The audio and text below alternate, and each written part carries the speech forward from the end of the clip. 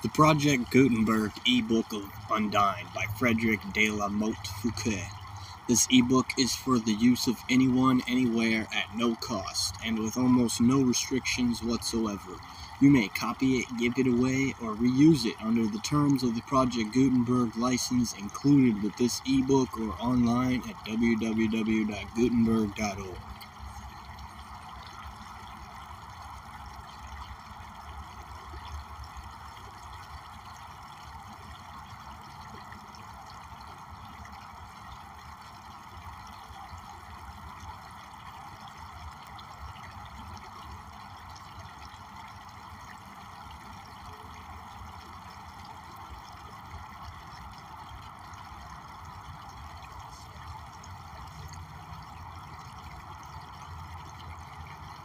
This version of the audiobook of Undine by Friedrich de la Motte Fouqué is a Lion's Den production. It is read by Daryl Holloman and produced by Mickey Gemini, creator of the Lion's Den podcast. To Margaret.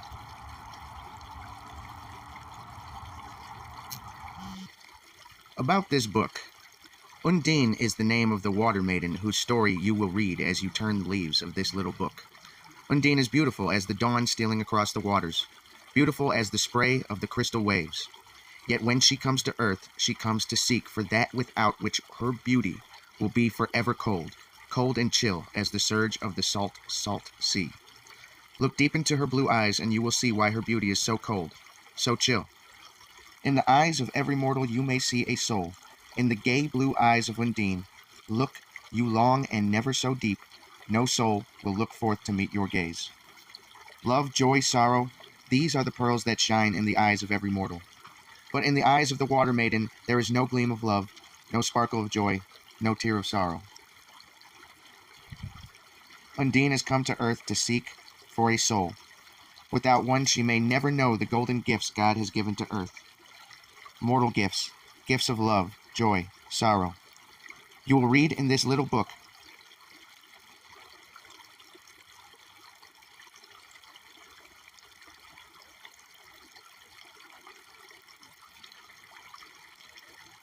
The story of Undine, as told by Daryl Holloman.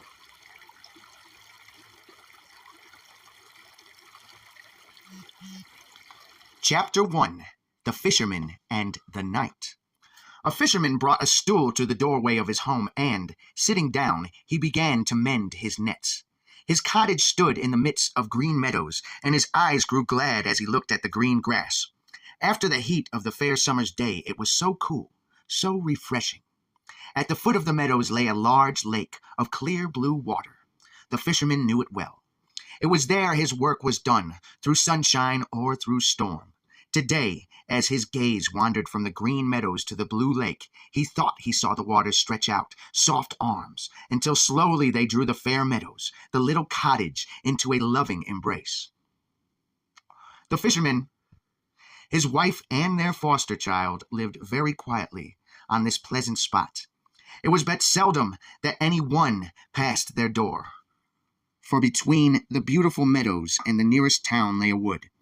So wild and gloomy was the wood, so tangled its pathway that no one cared to enter it. Moreover, it was said that there were strange beings lurking amid the gloom, ugly goblins, misshapen gnomes. And there were shadowy spirits, too, which flitted through the branches of the strongest trees, and these even the bravest would not wish to see. Through this dark and haunted wood the old fisherman had often to journey.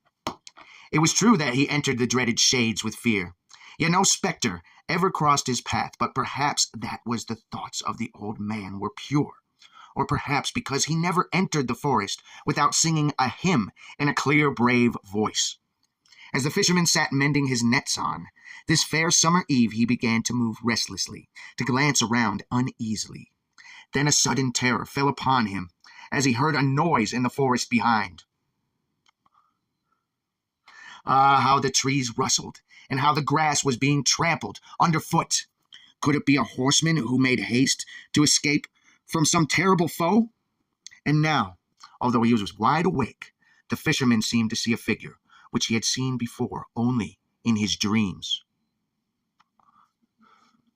He saw the figure of a tall, strong, snow-white man who came with slow steps towards him, and at each step he took, the figure nodded with his great white head. The fisherman rubbed his eyes as he glanced towards the wood. At the same moment, the wind seemed to blow the leaves aside to make room for the snow-white man, whose head never ceased to nod. "Well," said the fisherman to himself, "I have ever passed through the forest unharmed. Why should I fear that evil will befall me here?" And he began to repeat aloud a verse of the Bible.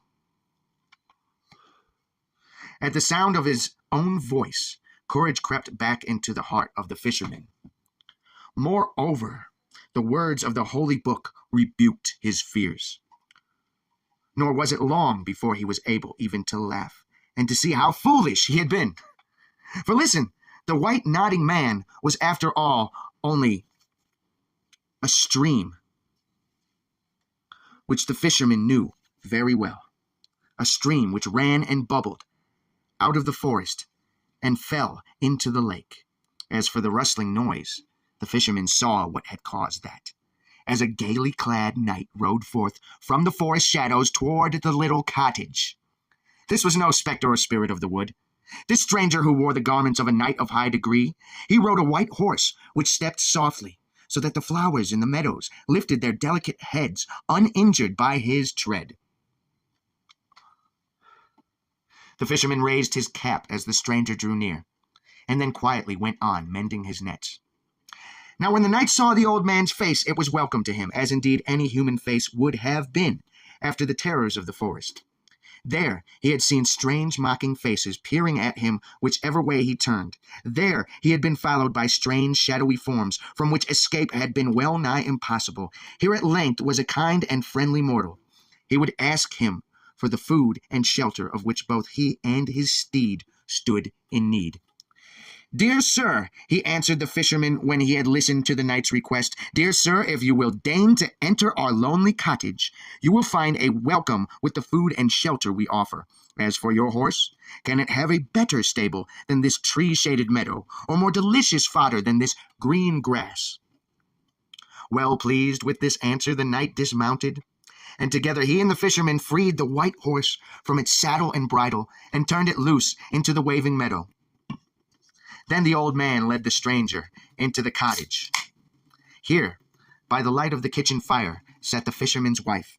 She rose, with a kind greeting for the unexpected guest. Then, seating herself again in her armchair, she pointed to an old stool with a broken leg. "Sit there, good knight," she said. "Only you must sit still, lest the broken leg prove too weak to bear you." Carrying the stool over beside the old woman, the knight placed it carefully on the floor, and seated himself as he was bidden. As he sat there talking with the good old fisherman and his wife, it seemed to him almost as though he were their son, who had come home again after journeying in a distant land. It was only when the knight began to speak of the wood that the fisherman grew restless and refused to listen. "It were wiser, Sir Knight," he said, "not to talk of the wood at nightfall, or indeed to say much of it at any time." And then the old couple told their guest how simply they lived in the little cottage by the lake, and they in their turn listened eagerly while the knight told them of himself. He was named Sir Huldbrand, and he dwelt in his castle of Ringstetten, which stood near the source of the river Danube. Now, as he talked or listened to the quiet tales of the old fisherman, the knight heard a strange sound that seemed to come from the direction of the window. Again and again it came, a strange sound as of water being dashed against the window panes. It was plain that the fisherman heard it too, for at each splash a frown crossed his good-natured face. A louder splash, and a shower of water streamed through the loosely built window frame into the kitchen. Then the old man could sit still no longer. He hastened to the window and opened it, called out in an angry voice, "Undine, cease these childish tricks. A stranger, and he a knight, is in our cottage." A low laugh answered him.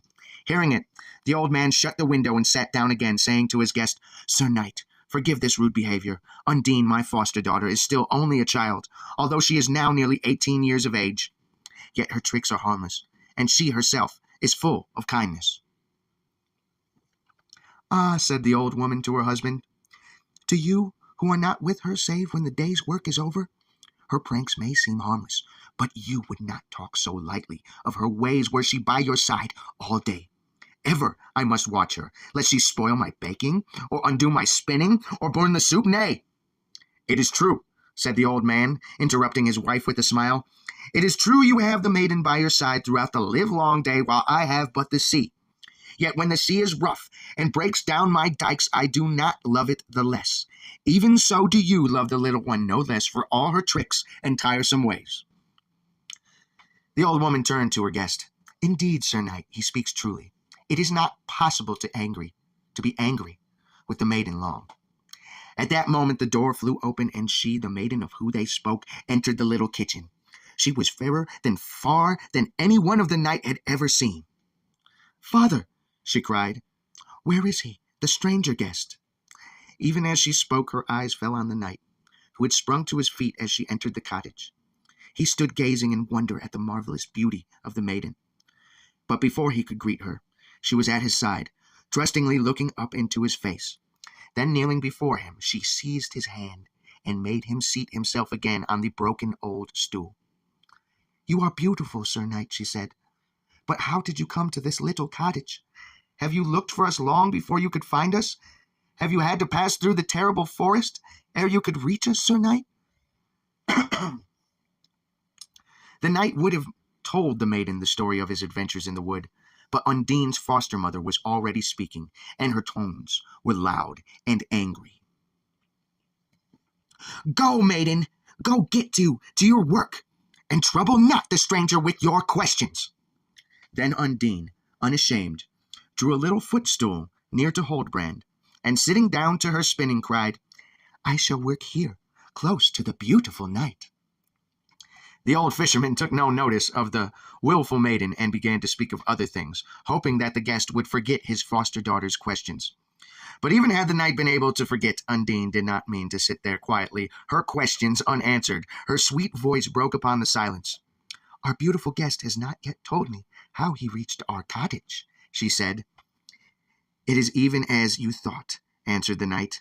I journeyed through the haunted wood, ere I found this safe and hospitable shelter. Then tell me of your wonderful adventures, demanded the maiden, for without these no one may pass through this forest. Huldbrand shuddered as he remembered the strange beings who had startled him as he rode through the wood. He glanced distrustfully toward the window. Were the grim figures there, peering at him through the window pane? No, he could see nothing save the dim night light, which now closed them in. The knight drew himself up, ashamed of his foolish fears, and turning toward the maiden, he was beginning to tell her of the wonders which had befallen him, when the fisherman hurriedly interrupted. Nay, now, Sir Knight, he cried, tell not your tale until the hours of dark have passed. At her foster father's words, Undine sprang angrily from the footstool and stood before him. Her eyes flashed and grew larger, colder. You say to the stranger not to tell this tale, father, she cried.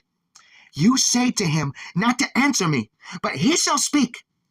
He shall. And in her anger she stamped her little feet. The knight well-nigh smiled as he watched the maiden's wrath. But the old man was grieved that the stranger should see the wayward behavior of his foster child, and he reproved her for her anger. The old woman also muttered her displeasure. Then Undine slipped quickly toward the door of the little cottage. She did not choose to listen to these rebukes. I will not stay with you, for you do nothing but scold me, and you will not do anything that I wish, she cried, and before they could reach her, she had opened the door and was away and out into the dark night.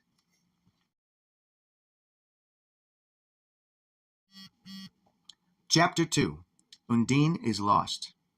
Huldbrand and the fisherman sprang after the maiden, but when they reached the door of the cottage and looked out into the night, she was nowhere to be seen, nor could they catch the sound of her tiny feet to guide them whither she had fled.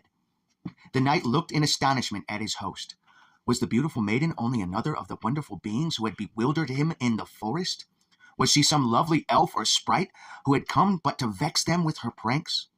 But as he looked at the old man standing by his side and saw the tears streaming from his eyes, he knew it was for no spirit of the wood that he thus grieved.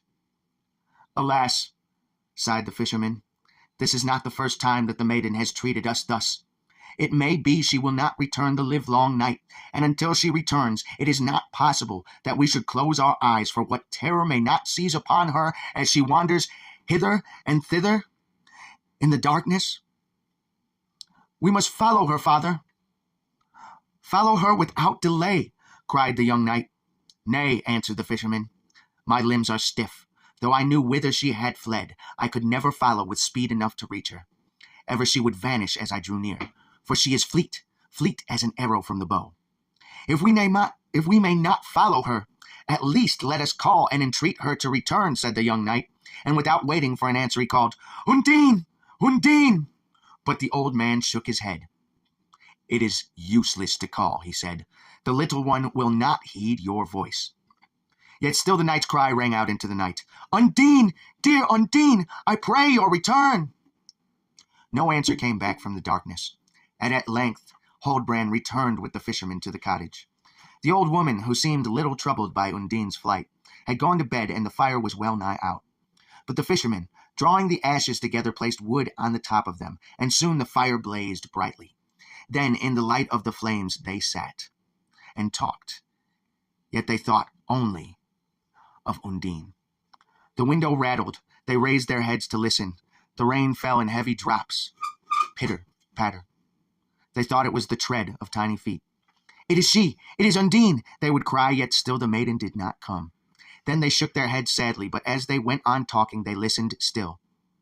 "It was 15 years ago, on such a night of wind and rain, that she came," murmured the old man. "Our home was sad and desolate, for we had lost our own little child." "Ah," said the knight, "tell me how the beautiful maiden came to your little cottage." Now this is the story the fisherman told to the knight. "It is 15 years ago," began the old man, "since I went through the forest, hoping to sell my fish in the city beyond. I was alone, for my wife was at home watching our little babe. Our little babe was dear to us and very fair. In the evening, having sold all my fish, I went home through the haunted forest, nor did I fear its gloom, for the Lord was at my right hand. But no sooner had I left the wood than I saw my wife running toward me. While tears streamed from her eyes, she had dressed herself, I noticed, in black garments, and this she was not used to do. I felt sure that trouble had befallen us. 'Where is our child, our little one?' I cried, though even as I spoke my voice was choked with sobs. 'Our child is with God, the great Father,' answered my wife. Then in the midst of her tears the poor mother told her sad tale. 'I took our child down to the edge of the lake, and there we played together, so happy, so merry. Suddenly the little one bent forward as though she saw something beautiful in the water. Then she smiled and stretched out her tiny hands, and even as she did so she slipped from my arms into the lake, and I saw her no more.' That evening," said the fisherman, "my wife and I sat by our hearth in silence. We were too sad for words.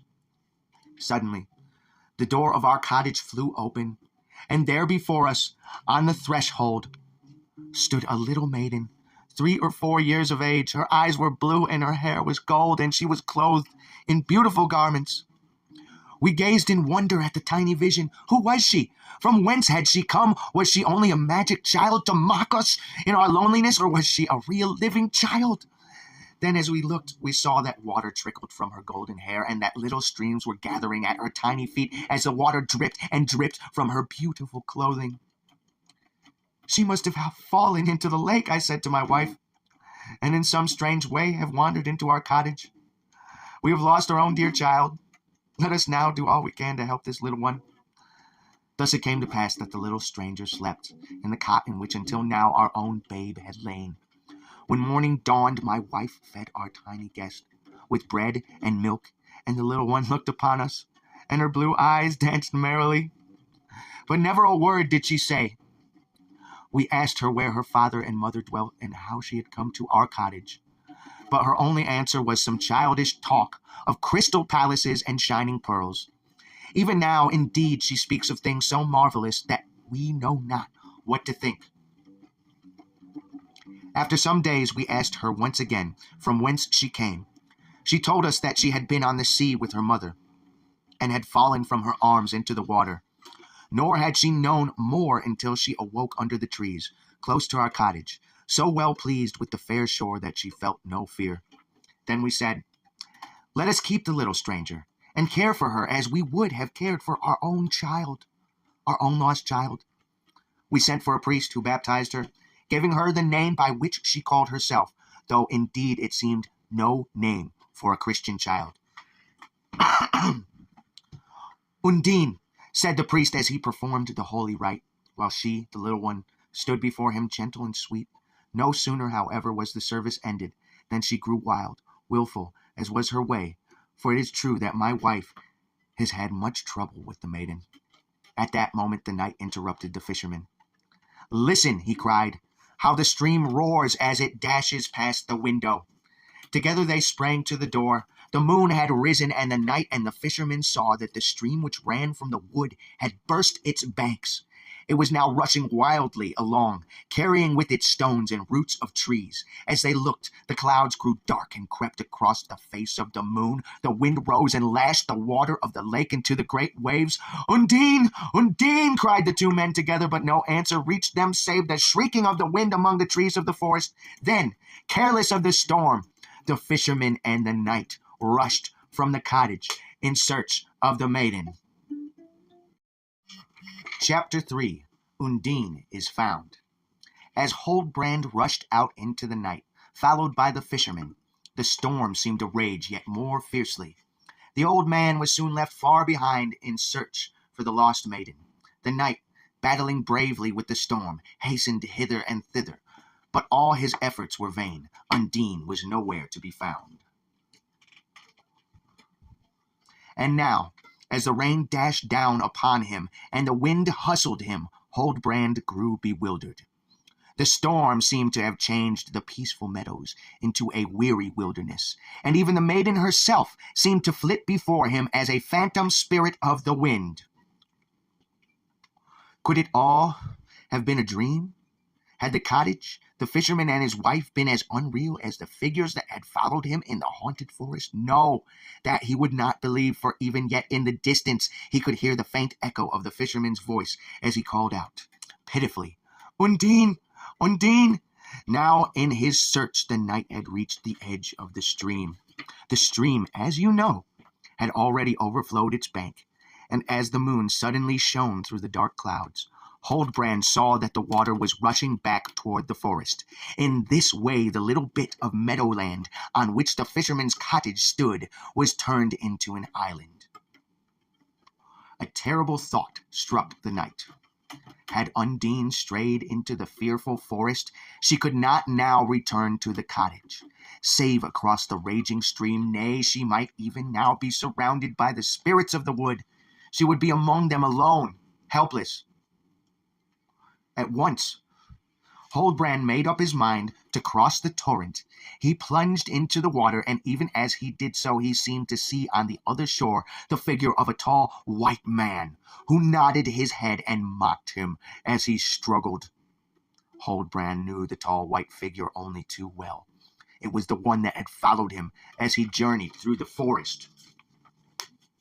Now, in his haste to find Undine, the knight was leaping from stone to stone, sometimes slipping into the water, then with a struggle placing his feet once again upon the stones. These, tossed by the rushing stream, gave no firm foothold to the knight, and he was forced to seize the branch of a fir tree to help him cross the dangerous passage.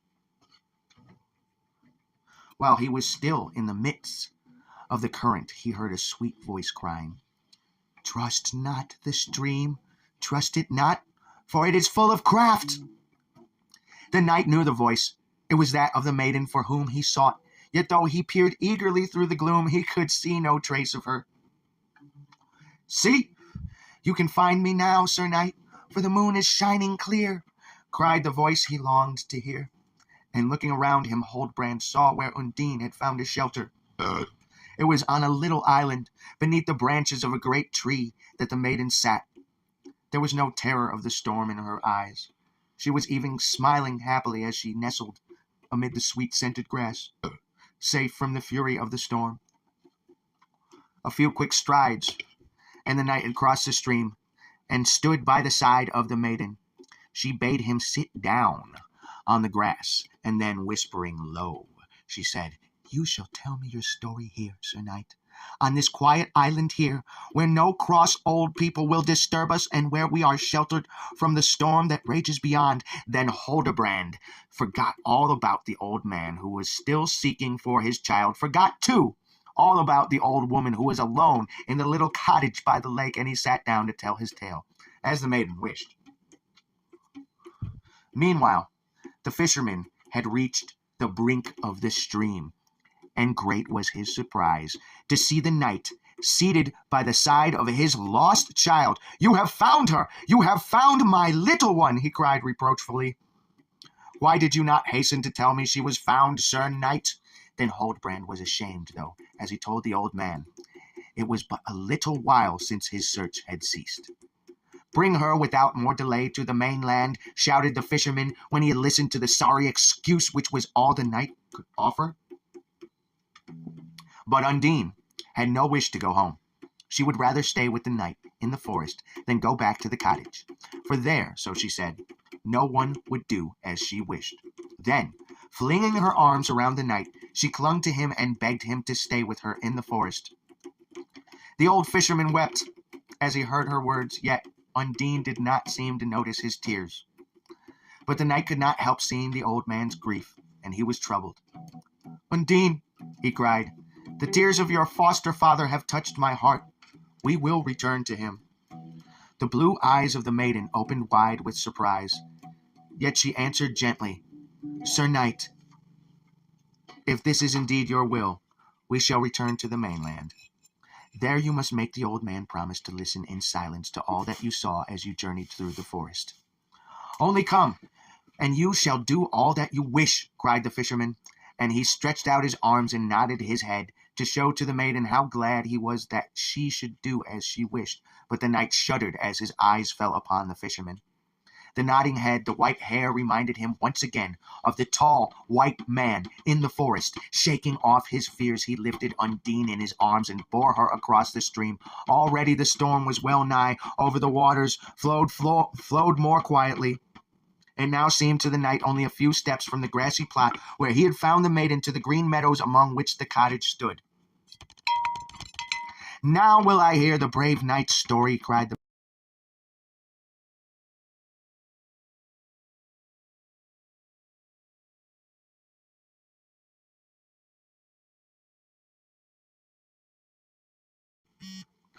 Chapter 4.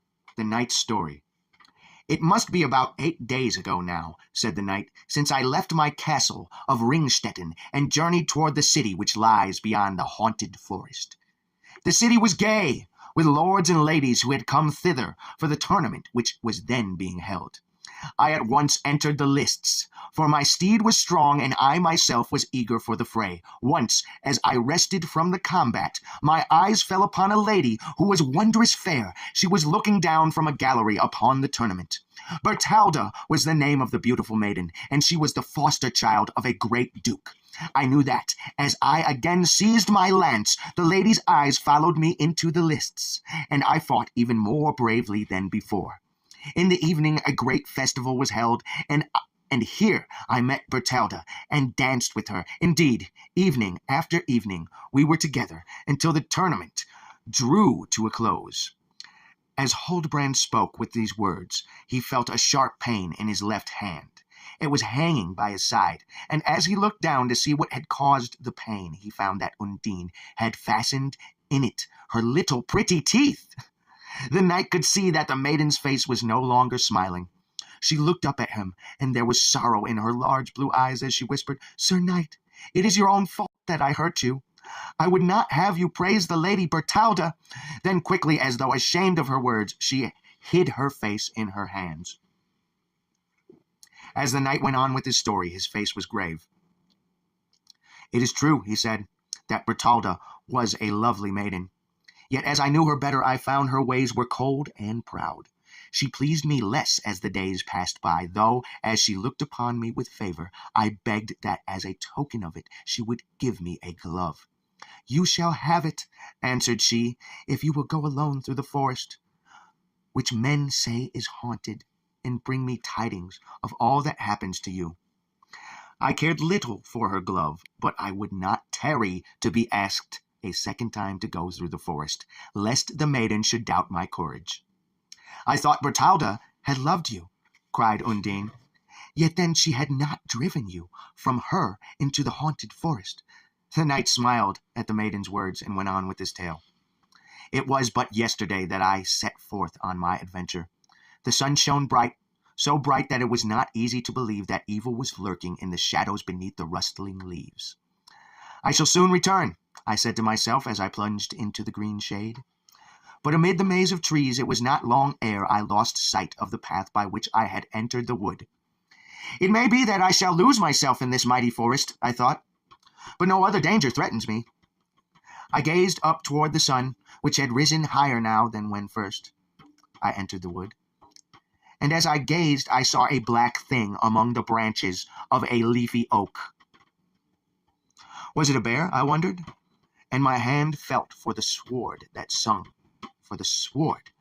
hung by my side.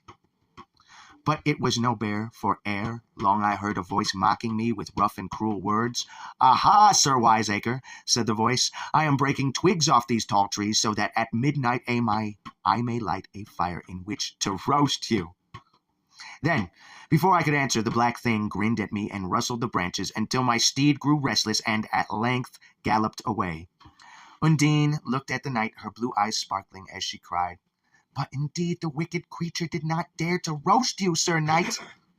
"In its terror," continued Huldbrand, "my horse dashed itself against the trees, reared, and again rushed madly forward. Onward we flew until at length I saw before me a dark abyss, yet still I found it impossible to pull up my frightened steed. Then, all at once, a tall white man stood directly in front of my maddened horse, which swerved aside as soon as it saw the tall man. And in that moment I was once more master of my steed. I saw also that my deliverer was not a tall white man, as I had imagined, but a brook, which shone silver in the sunlight. "Dear brook, I will be grateful to you evermore," cried Undine, clapping her hands as she spoke in childish glee. But the fisherman shook his head and was silent. "And now," said the knight, "I was anxious to hasten as quickly as possible through the forest, for it seemed to me that not only might I find it difficult to regain the pathway I had lost, but that strange beings might again startle both me and my noble steed. I turned my horse away from the dark chasm which lay before us, but even as I did so I found at my side a strange little man. He was uglier than anyone I had ever seen. His nose was well nigh as large as all the rest of his body, and his mouth was so big that it stretched from one ear to the other. This ugly creature, as soon as he saw that I had noticed him, grinned at me until his mouth looked even larger than before. He scraped his feet along the ground and bowed mockingly to me 1,000 times. My horse was trembling at the sight of the strange figure, so I resolved to ride on in search of further adventure, or, if I found none, to ride back to the city which I had left in the morning. But the ugly little man did not mean to let me escape. Quick as lightning, he sprang round and stood again in front of my horse. "Get out of the way," I now cried in anger, "lest my steed tramples you under his feet." This did not seem to frighten the strange creature. He laughed in my face and said in a gruff voice, "You must give me gold, for it was I who turned your horse aside from yonder dark abyss." "Nay, what you say is not true," I answered him, "for it was the silver brook that saved me and my horse from being dashed to pieces. Nevertheless, take thy gold and be gone." As I spoke, I flung a coin into the strange-shaped cap which he was holding before me. Then, putting spurs to my horse, I rode quickly forward. I heard the ugly little man give a loud scream. Then, to my surprise, there he was, running by my side, grinning and making horrible grimaces. My horse was galloping, and I thought I would soon get away from the little man, but it seemed impossible to go faster than he, for he took a spring, a jump, and there he was still by my side. He held up the piece of gold I had thrown to him, and in a hollow voice he cried, "It is a false coin! A false coin!" At length I could bear his horrible shrieks no longer. I pulled my steed, and holding out 2 coins, I called to him, "Take the gold, but follow me no farther." Then the little ugly man began to scrape his feet and bow his head, but it was plain that he was not yet satisfied. "I do not wish your gold," he grumbled. "I have gold enough and to spare, as you shall soon see." As he spoke, a strange thing happened. The beautiful green ground seemed to change into clear green glass, as I looked through the glass and saw in a great cavern a group of little goblins. They were playing at ball, these little goblins, and I noticed that all their toys were made of silver or gold. Merry little creatures they were, running swiftly hither and thither after the ball, nor was it easy to see whether they were standing on their heads or on their heels, or whether they were running on their hands or on their feet. No sooner was their game ended than they pelted each other with their playthings, then in a mad frolic lifted handfuls of gold dust and flung it each in the other's eyes. All this time the ugly little man was standing half on the ground and half within the great cavern where the tiny goblins played their games. Now I heard him call to the mischievous imps to give him handfuls of gold. This they did, and then he, laughing in my face, showed the gold to me ere he flung it back again and again into the cavern. Then the ugly little man called to the tiny goblins to stop their pranks and look at the coins I had given to him. When they caught sight of them, they held their little sides, shaking with laughter. Then all at once they turned and hissed at me. In spite of myself, terror crept over me. Again I plunged my spurs into my horse's sides, and it dashed madly off into the midst of the forest. When at length the flight ended, the evening lay cool and quiet around me. A white footpath seemed to point out the way which led back to the city, but each time I tried to approach it, a face peered at me from between the trees. I turned to escape from this new phantom, but in vain, for whichever way I turned, there was the face still staring at me.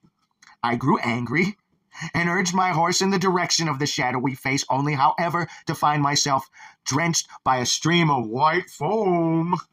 Thus I was driven away from the white footpath, and only one way, rough and tangled, was left open to me.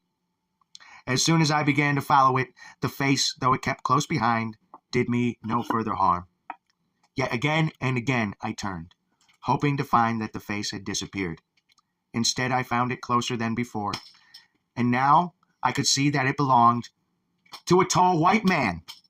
It was true that at times the long white figure seemed to be but a wandering stream, but of this I was never sure.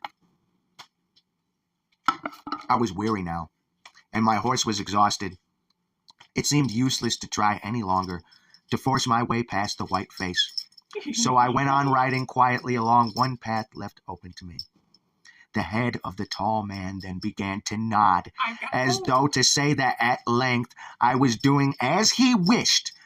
By this path I reached the end of the wood, and as the meadows and the lake came into sight, the white man vanished. You'll not see the last of me. And I found myself standing near to your little cottage.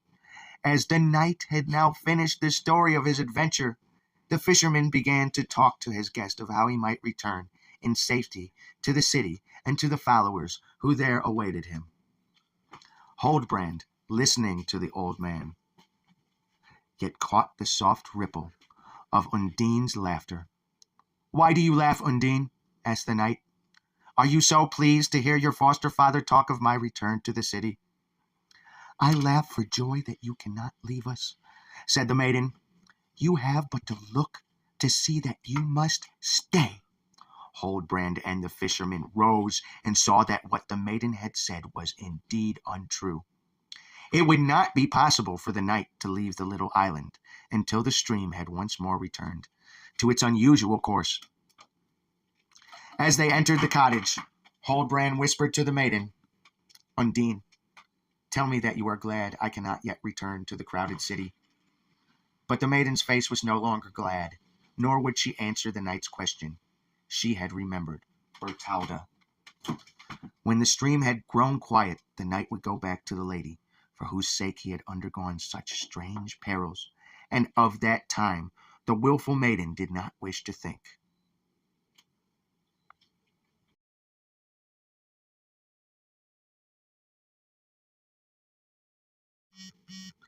Chapter 5.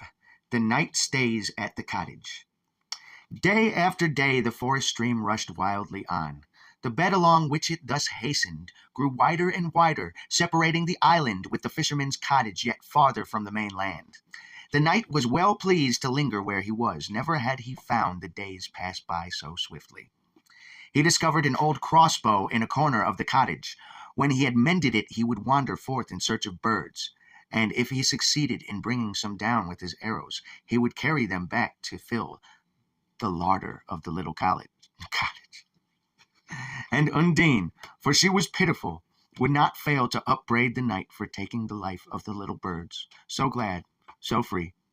Seeing them lying there quiet and still, she would weep. Yet did Huldbrand return without his prey? So wilful was the maiden that she would blame him, and complain that she could now have naught to eat save fish or crabs.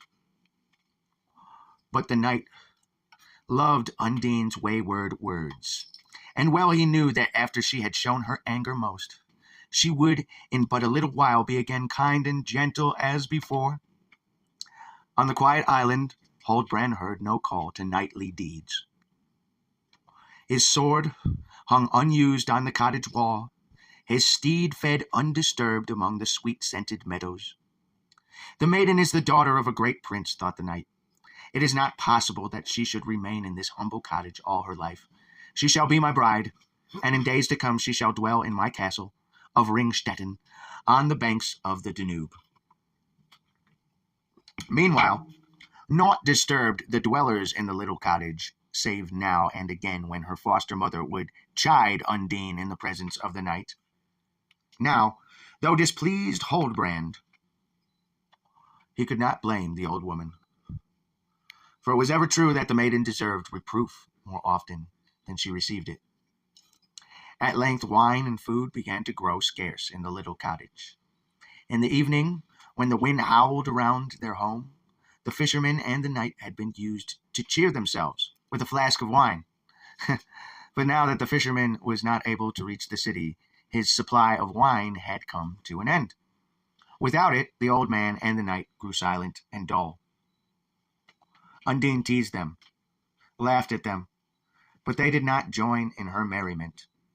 Then one evening the maiden left the cottage to escape, so she said, from the gloomy faces in the little kitchen. It was a stormy night, and as it grew dark the wind began to blow, the waters to rise. Huldbrand and the fisherman thought of the terrible night on which they had sought so long in vain for the wilful maiden. They even began to fear that they had lost her again, and together they rushed to the door. But to their great delight, Undine was standing there, laughing and clapping her little hands. "Come with me," she cried, when she saw them. "Come with me, and I will show you a cask which the stream has thrown ashore. If it is not a wine cask, you may punish me, as you will." The men went with her, and there in a little creek they found the cask and began to roll it toward the cottage. But though they rolled it rapidly, the storm crept quickly up. So black were the clouds, so threatening, that it seemed each moment that the rain would burst forth upon them. Undine helped the men to roll the cask, and as the sky grew yet more threatening, she looked up at the dark clouds and said in a warning voice, "Beware! Beware that you wet us not." "It is wrong of you thus to try to rebuke the storm," said her foster father, but But his words, the maiden only laughed, low to herself in the darkness. It would seem, however, that Undine's warning had been of use, for it was not until the cask was rolled in at the cottage door that the storm broke. By the bright glow of the fire, they opened the cask and found that it indeed held wine. They tasted it and found it very good, and soon they were once more as gay as the maiden could wish. Then suddenly the fisherman grew grave, grieving for him who had lost the cask. "Nay, grieve not," said the knight. "I will seek for the owner and repay him for his loss when I come again to my castle at Ringstetten." "Sure, pal." The fisherman smiled and was content. Undine, however, was angry with the knight. "It is foolish," said she, "to talk of seeking for the owner of the cask. Were you lost in the search, I should weep. Would you not rather stay by my side?" "Yes, and that do you right well know," answered the knight. "Then," said the maiden, "why should you speak of helping other people? It is but foolish talk." The foster mother sighed as she listened to Undine's careless words, while the fisherman forgot his unusual quiet and scolded her sharply. "Your words are wild, and are such as no Christian maiden should utter," he said. "May God forgive you and those who have allowed you thus to speak." It is indeed true," said Undine, "that as I think I speak. Why, therefore, should you scold me for my words?" "Say no more," the fisherman said, for he was very angry. Then the maiden, who, for all her wilfulness, was timid as a bird, drew close to the knight and whispered, "Are you also angry with me, Sir Knight?" Huldbrand could find no words with which to comfort the maiden whom he had learned to love. He could only hold her hand and stroke her golden hair. But with this Undine was well content. No mortal who...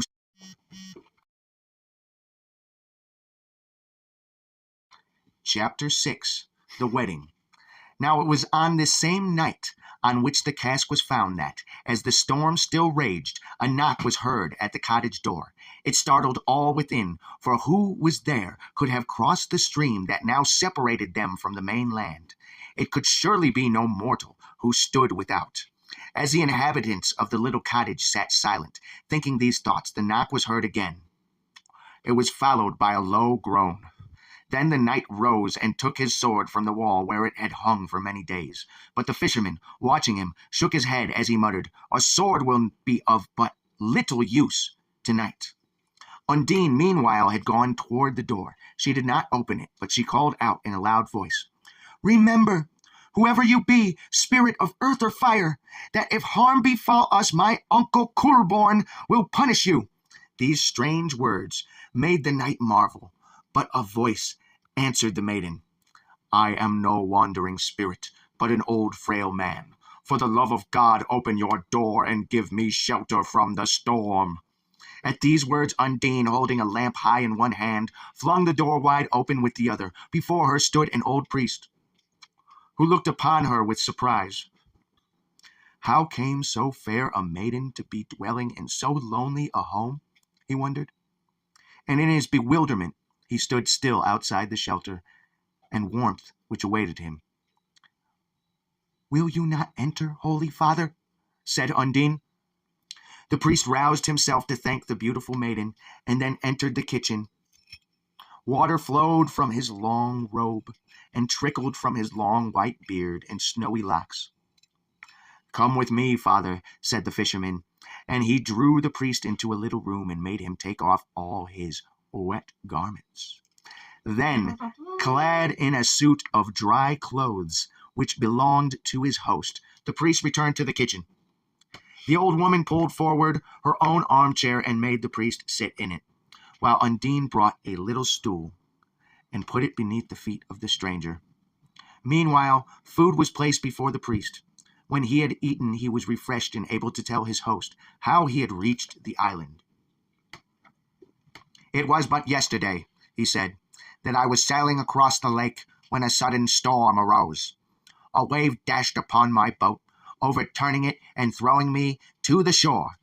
I lay there stunned for some time. Then, as I slowly recovered my senses, I saw a footpath before me, and following it, I reached the shelter of your cottage." Then the fisherman said to the priest, "Unless the stream subsides, we shall, I fear, be in need of food. For days I have found it well nigh impossible to fish in the lake, and even should I be able to do so, I could not sell my fish. It would be too hard a task to reach the city beyond the wood until the stream once more runs quietly between its banks." To Huldbrand, as he listened, it mattered not. Though the stream rushed on forever, the world beyond the wood was becoming to the knight more and more as a dream. Also, the little island on which he was living seemed to him the most beautiful spot on earth, for on it dwelt the maiden he loved so well. As these thoughts passed through the knight's mind, he turned and saw at once that Undine must have annoyed her foster mother, for the old woman was casting angry looks upon the maiden. Perhaps the angry looks would be followed by harsh words, as had happened on other days. Quickly the knight made up his mind. Were Undine but his wife, no one would venture to reprove her. The priest was in the cottage.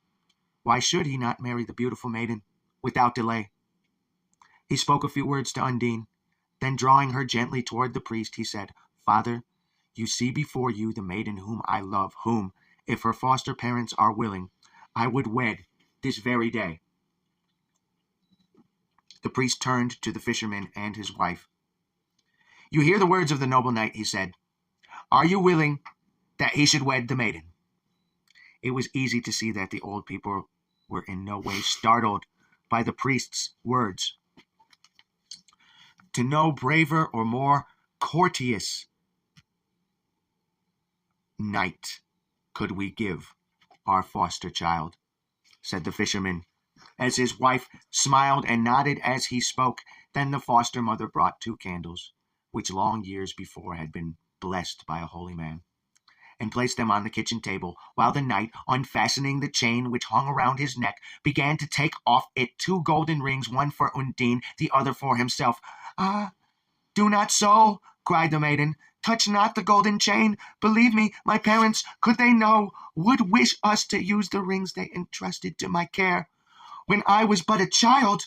She ran quickly from the room, and when she came back, she held in her hand 2 radiant rings, one of which she gave to the knight, while the other she kept for herself. Her foster parents looked at Undine in surprise, for they had neither seen the rings nor that their foster child had any jewels in her possession. Then the maiden, seeing her astonishment, told her parents how she stitched the rings into the little garments she had worn from when first she came to them, a tiny child. "They bid me also tell no one that they had given me these precious gems until the evening of my wedding day." Meanwhile, the priest had clad himself again in his own garments, and lighting the candles, he called to Huldbrand and the maiden to come and kneel before him. Gladly they obeyed, and then in the little cottage were heard the solemn words of the marriage service, and Undine became the wife of Huldbrand, the knight of Ringstetten. The maiden had been unusually quiet as she listened to the solemn words of the marriage service, but now a spirit of mischief seemed to seize her. She laughed and danced. She played childish tricks upon her husband, her foster parents, even upon the priest himself. Her foster mother would have rebuked Undine as of old, but the knight silenced her, for Undine was now his wife, yet he himself was little pleased with her behavior. When Undine saw a frown upon his brow, it is true that she would grow quieter, and sitting near him, would for a little while smooth his brow with her soft white hand. Soon, however, a new fancy would take hold of her. She would jump up, and her tricks would grow even more vexing than before. Then the priest spoke, and his voice was grave. "Lady, you fair to look on, but I pray you to cease these foolish ways, lest your soul become less beautiful than your face." Undine's laughter ceased. After a while, she looked at the priest and asked in a timid whisper, "What is this thing you call a soul, Holy Father?" Over the little kitchen a hush fell as the holy man answered, "How can I tell what this strange thing which we call our soul really is? Yet can I tell you why God gives us this great gift? It is that we may learn to know and love him. Our bodies will grow old, and we will lay them aside as a garment which we no longer need, while our souls will live and dwell with him forever." Undine's eyes grew sad. Tears streamed down her cheek. "Ah," she sobbed, "I have no soul. No soul. I think it would hurt me to have a soul, yet fain I would have none." Then, with one of those quick changes which had at times startled her foster parents, she dried her tears and ran quickly to the window. She looked out into the night. It seemed to call her forth to a careless, thoughtless life. Why should she stay when the wind whispered to her and the waters brought her messages from the depths of the sea? "Ah, no, I will have no soul," cried Undine, turning once more toward the priest. "I must be free, free as the breezes and dancing waters." "Your love for me will change and grow cold," said the knight sadly, "unless you have a human soul. For none can love truly without this precious gift." Yet even as he spoke, Huldbrand was trying to stifle a fear that had begun to creep into his heart, a fear that the maiden he had wedded was a fairy or a mocking spirit from another world. But his beautiful wife was smiling softly, for as he had spoken his last words, she had learned a secret, and as the knight looked into her blue, love-lit eyes, he too learned the secret. Through love, Undine had won a soul, which is indeed the gift of God to every mortal. Chapter 7. Undine's Story. Undine lost her willful ways on her wedding day. Her foster parents watched her, bewildered. So gentle was she, so thoughtful. She, who had but seldom flung her arms around them, embraced them now and thanked them with tears in her eyes for all their care. Nor would she let them go until she saw that the old woman wished to prepare breakfast. Then she herself flew to the hearth, and making her foster mother rest, she swept and dusted and prepared the meal. It was strange that she had never thought of doing this before. And those who dwelt with her, as they watched her grow so gracious, so gentle, learned to love her even more than in the days when she had been wild and willful. One evening Undine, with Huldbrand by her side, wandered along the bank of the forest stream. The knight marveled that the waters had suddenly grown peaceful, and that now again they were gliding quietly along their usual course. "Tomorrow," said his fair wife sorrowfully, "tomorrow you can ride forth where you will." "But," said Huldbrand, "you know well that if I go, I will not leave you behind." "I do not think you will leave me, Huldbrand. Yet carry me across to yonder little island, for there I will tell to you the story of the maiden you have made your wife. It may be that when you have heard it, you will ride away alone into the wide world." Then silently the knight carried her, as she wished, across the stream to the tiny island, and laid her down on the green grass. It was on this very spot that he had found her on the night of the terrible storm. "Sit there where I can look into your eyes as I tell my tale," said his wife. "For as I look, I shall be able to see what you are thinking, nor will there be any need for you to tell me." "In the world," said Undine, "there are many beings whom mortals seldom see. For should these beings hear a mortal drawing near, they quickly hide themselves. These beings of whom I tell you are spirits that dwell in fire, earth, air, and water. Those who dwell in the flames are called salamanders. Nor do these spirits wish for any other home, as they play merrily and fearlessly among the sparkling fires. Deep under the earth live the gnomes, rough and fearsome spirits they, full of malice too, should any mortal cross their path. In lofty forests dwell more fair and joyous spirits, guarding each some well-loved spot from a mortal's heavy tread. And better known and better loved than these of whom I have told you are the spirits who haunt the waters. These have their home in sea or lake, in river or in little brook. Deep down under the blue waters, hidden from mortal eyes, are the palaces of the water spirits. Their walls are built of crystal and are hung with coral. Their floors are paved with shining pearls. Deep down under the blue waters are yellow sands. There the merry little water spirits play their games and gamble all the glad long days until they leave their childhood far behind. Pure and fair, more fair even than the race of mortals, are the spirits of the water. Fishermen have changed to see these water nymphs and mermaidens, and they have spoken of their wondrous beauty. Mortals, too, have named these strange women Undines. Look upon me, Huldbrand. Look long and well, for I, your wife, am an Undine. The knight gazed sadly upon his beautiful wife. He wished to believe that she was but weaving fairy tales with which to charm him through the quiet eventide. Yet as he gazed upon her, he shuddered, lest the tale she told was true. Undine saw that he shuddered, and tears sprang into her blue eyes as she went on with her story. When I was a child, I lived in the depths of the sea. My father's crystal palace was my home, for he, my father, is the lord of the ocean. Huldbrand is my uncle. He used to watch me with his big eyes until I grew afraid, and even now, although I live above the waters, he comes to me, and oft-times he frightens me, as though I were again a little child. Brothers and cousins, too, were mine and played with me on the yellow sands beneath the blue sea. Merry were our lives and free, for the sorrows of mortals came not near to us. We had no soul, the gift God gives to every mortal. And without a soul no pain could enter into our lives. Yet my father, the king of the queen, longed that I, his only daughter, should gain the great gift which is given to every mortal. And this he wished, though well he knew that to mortals was given, with the gift of a soul, the power to suffer. And Undine can gain a soul in one way alone. She must love and be loved by one of mortal birth. You, Huldbrand, you have given me my soul, and should you now despair me, or drive me from you, I should suffer even as one of your own race. Yet if you care not to have an Undine for your wife, leave me, and I will plunge into the waters. Then Huldbrand, my uncle, who brought me a merry, happy child to the fishermen, will come and carry me back to my ocean home. There will I live, loving, sorrowing, for into the depths of the blue sea I will carry my new one soul. Then Huldbrand forgot everything save the great love he bore his fair wife Undine. He took her in his arms and carried her across the little stream, whispering to her that she should never leave him.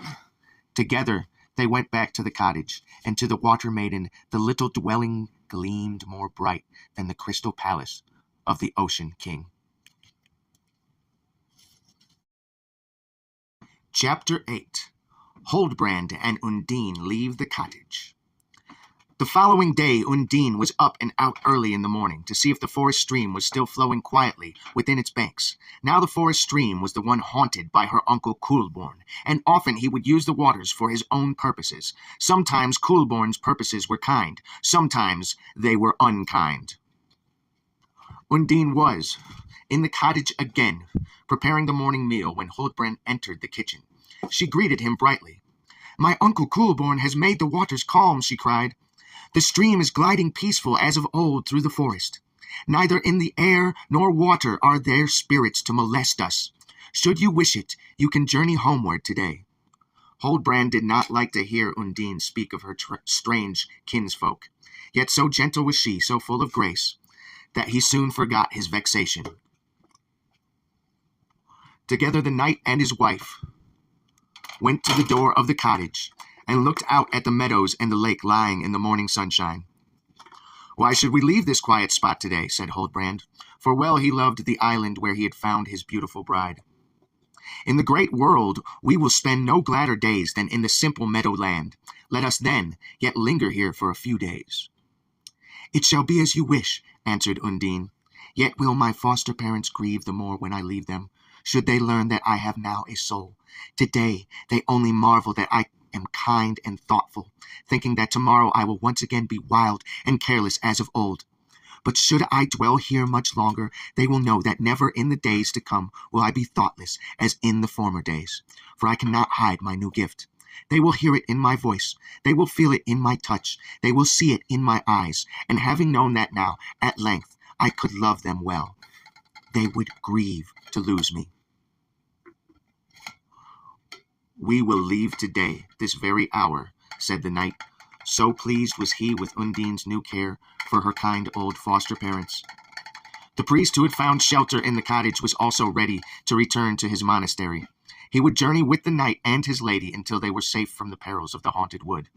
Accordingly, they sought the fisherman and his wife, and told them now they must leave the shelter of the cottage and journey toward the city that lay beyond the forest. The farewells were said, and Huldbrand lifted his beautiful wife and seated her on his horse. He himself would walk by her side. The three travelers soon reached the leafy shades of the forest. On one side of the lady walked the priest, clad in a long white robe, while guarding her on the other side was, as I told you, the knight. His armor was burnished, and his sword was once more girt by his side.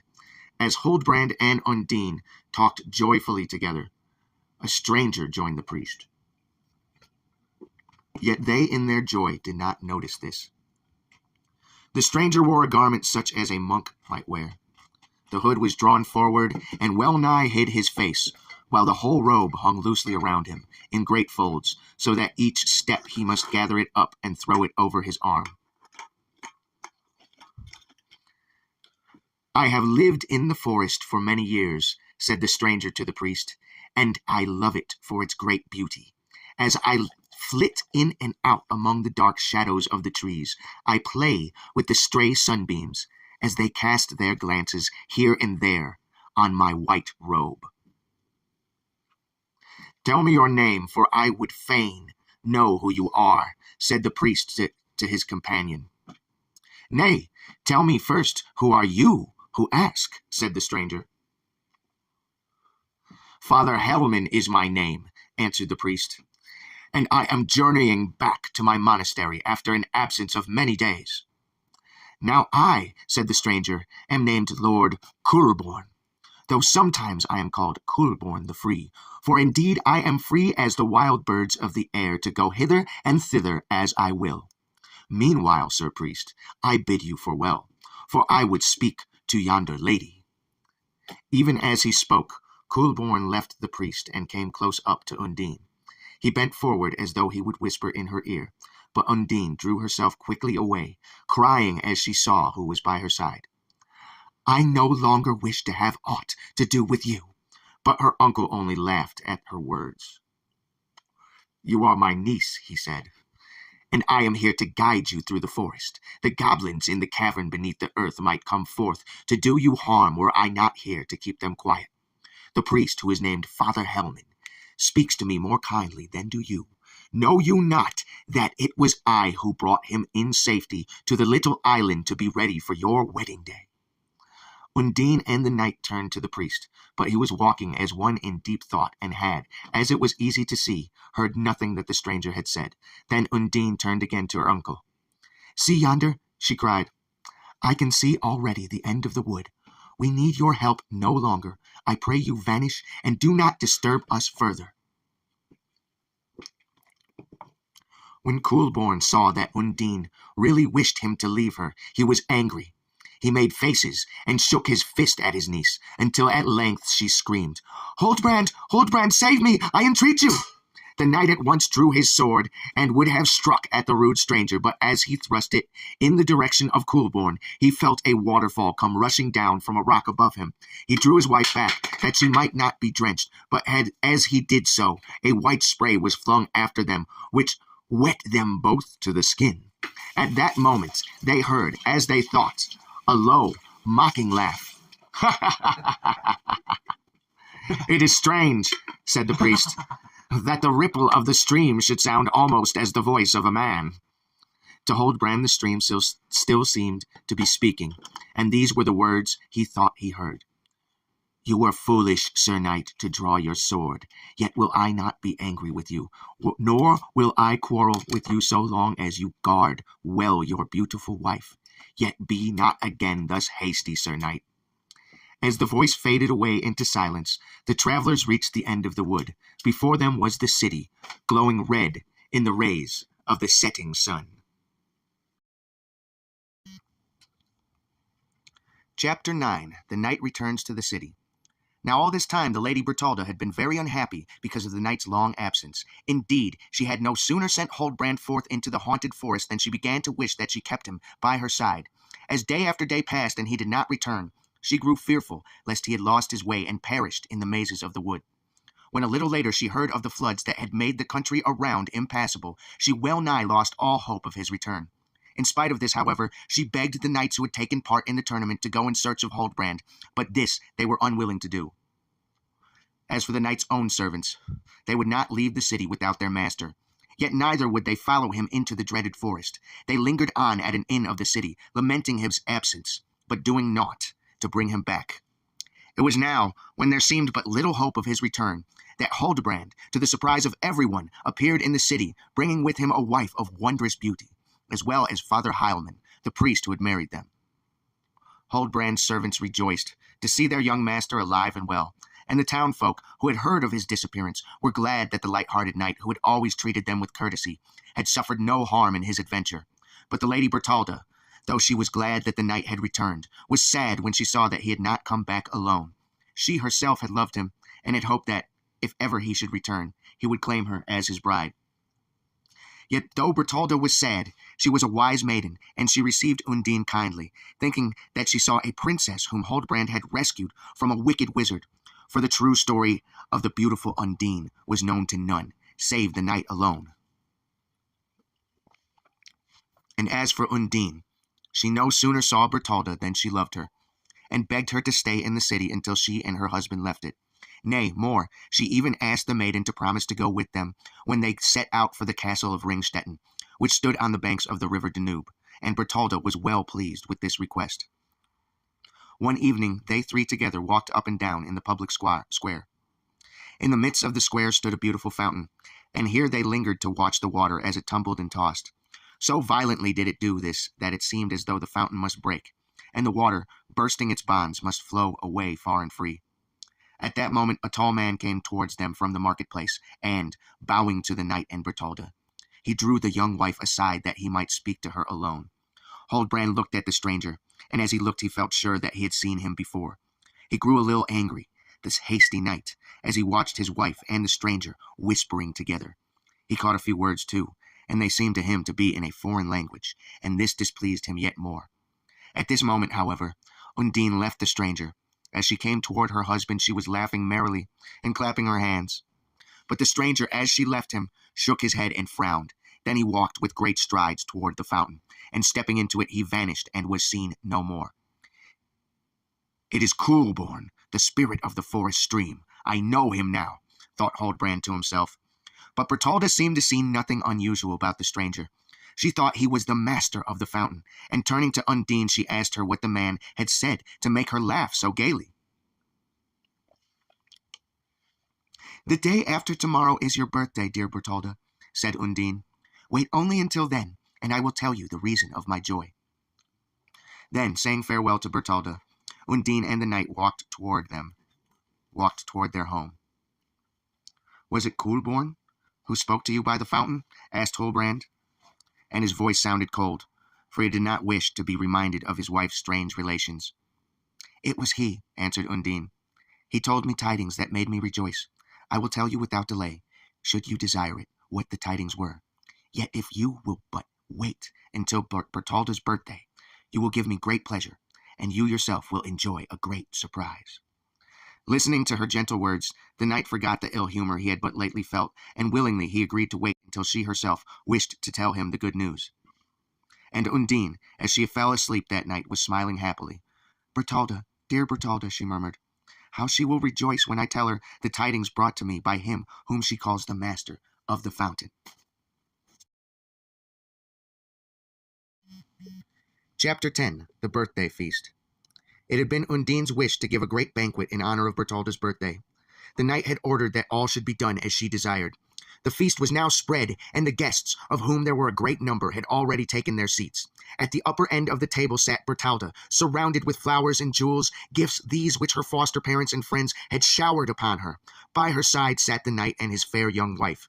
When at length the fruit was placed on the table, the doors of the banqueting room were flung open.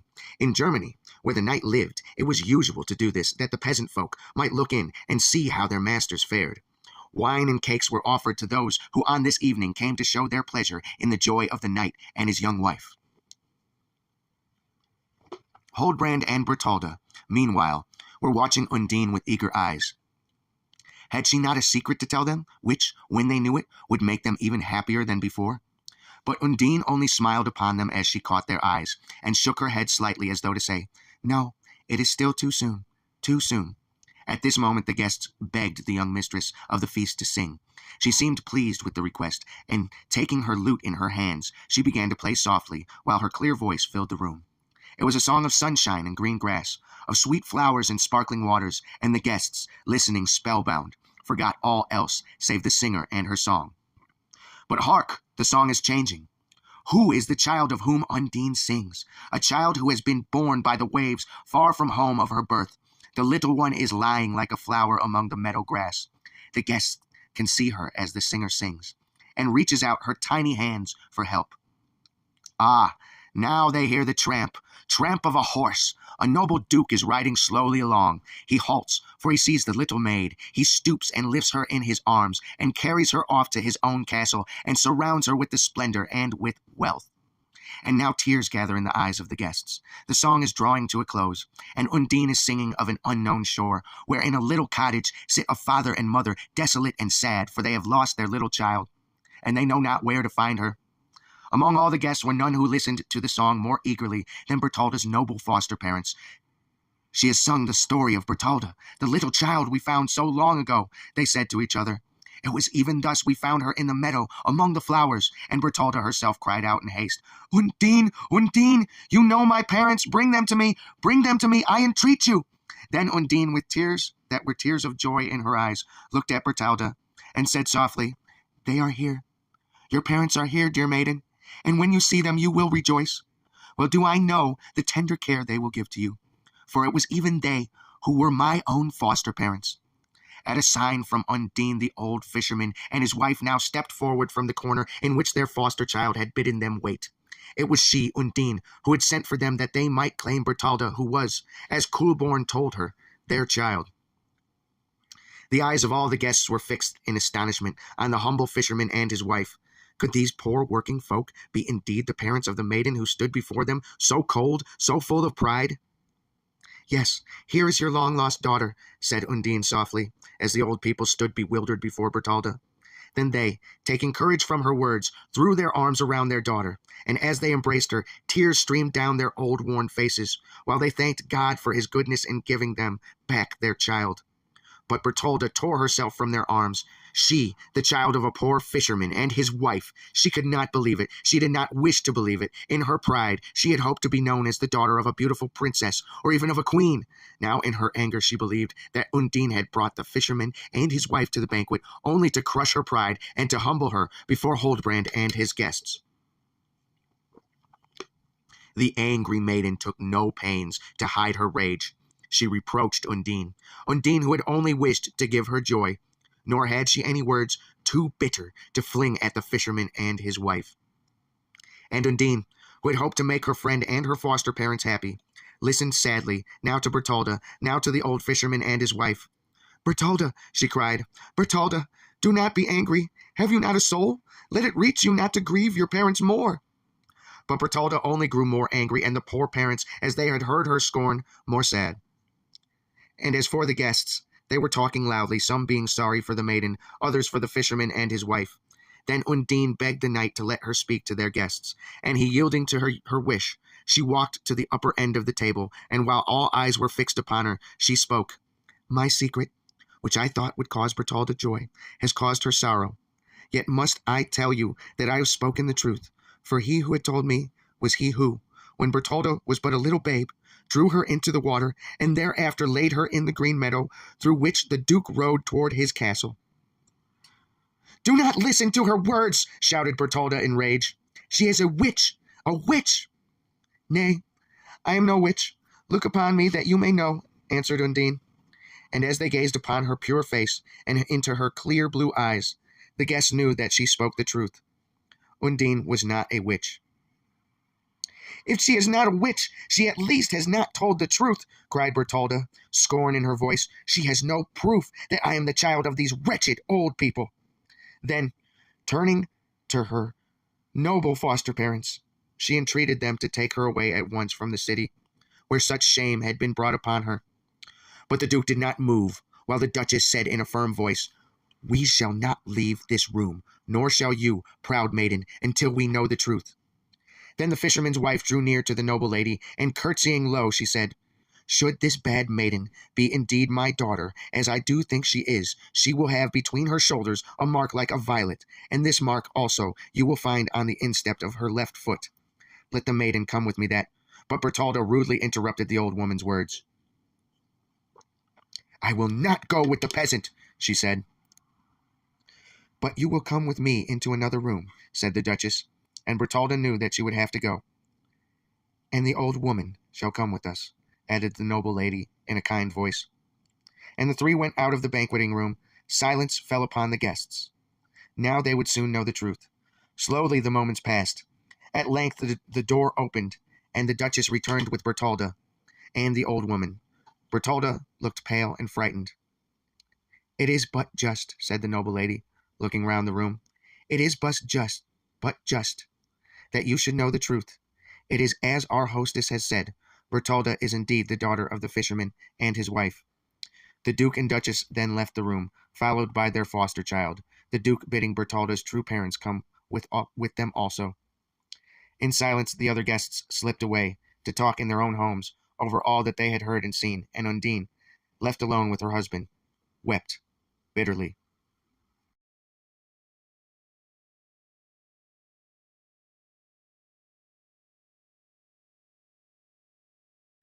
Chapter 11. The Journey to Castle Ringstetten. The knight did all he could to comfort his wife, and although he was sorry to see her tears, he was glad to think that she, who had been so wild and wilful, had now a soul so kind and loving. If it is true that Undine has won through love a soul, it is one more pure than mortals know, he thought to himself. As he comforted his wife, Huldbrand made up his mind to take her away from the city as soon as possible. In the city the Lady Bertalda was well known, and the people talked of the strange story of her birth. But among them all none was heard to say an unkind word about Undine, while many there were who blamed Bertalda for her cruel behavior toward her friend, and the poor old fisherman and his wife. But this neither the knight nor his lady knew, nor would it have comforted Undine had she been told. The morning after the feast, a beautiful carriage stood at the door. Huldbrand and his wife were ready to set out on their journey to the castle of Ringstetten. As the knight and Undine were stepping into the carriage, a fisher girl grew near and begged them to buy her fish. "We are leaving the city. We do not need any fish," said the knight courteously. But at the sound of his voice the girl burst into tears, and Huldbrand saw with surprise that it was Bertalda who had spoken to him. "Why do you weep so bitterly?" asked Undine, drawing Bertalda into the house, and the maiden, who had no pride left, told her story. "My foster parents," she said between her sobs, "my foster parents are so displeased with my cruel behavior to you and to the old fisherman and his wife, that they no longer wish me to live with them. They have given me a large sum of money, and have sent me away into the wide world. The fisherman and his wife, to whom they have also given gifts, have gone back to their cottage by the lake. I was too fearful to wish to be left alone in the world, and fain would I have gone with them to their simple home. But he who is said to be my father—" "In truth, he is your father," interrupted Undine, and her voice was grave.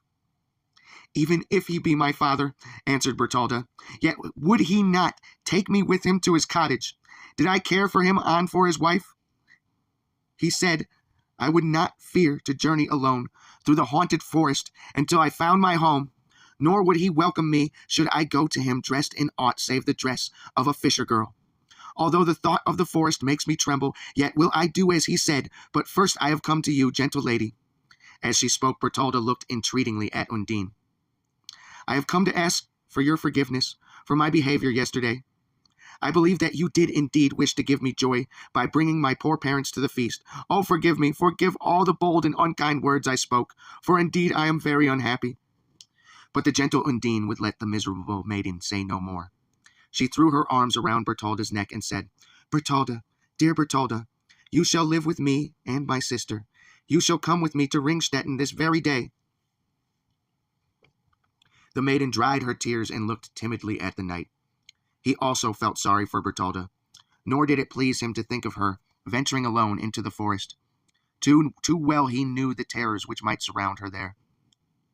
He took her hand, and as he saw her timid look, and said in a gentle voice, "You shall live with us at Ringstetten, and I and my wife will take care of you.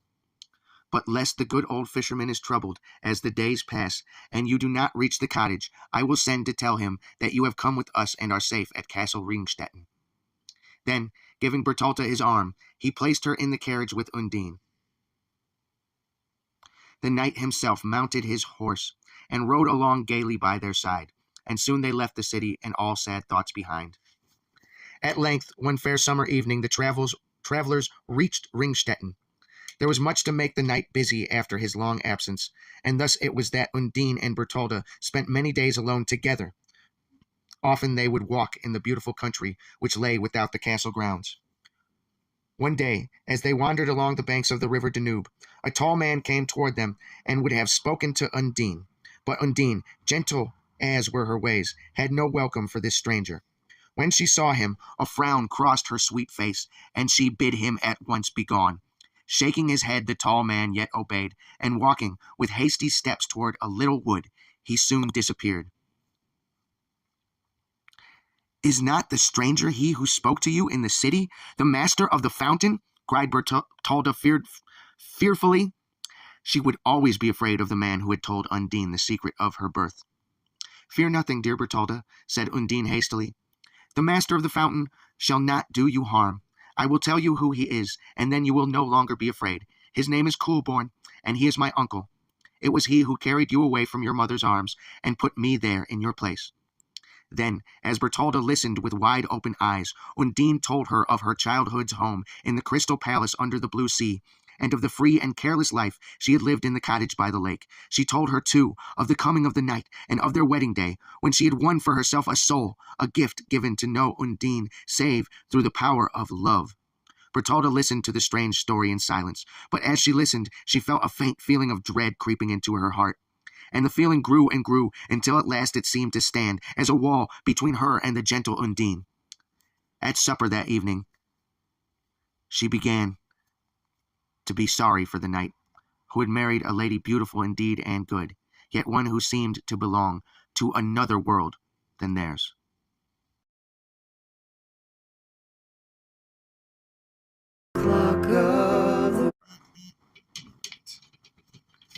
Chapter 12. Castle Ringstetten. Now as the days passed, a change crept over those who dwelt in the castle. Huldbrand saw that Bertalda seemed to shrink away from his beautiful wife, and when at length he asked her the reason that she no longer loved Undine so well as she had been used to do, she told him that she now knew from whence his wife had come. "And for the spirit world," said Bertalda, "I do not care, for I know it not. It and those who have dwelt there fill me with fear and dread." Little by little, the knight himself began to look at his wife with less loving eyes. Little by little, he began to shun her presence. Then Undine, seeing that her husband's love grew less, wept, and the knight, seeing her tears, would speak kindly to her. Yet even as he spoke, he would leave her side to walk with Bertalda.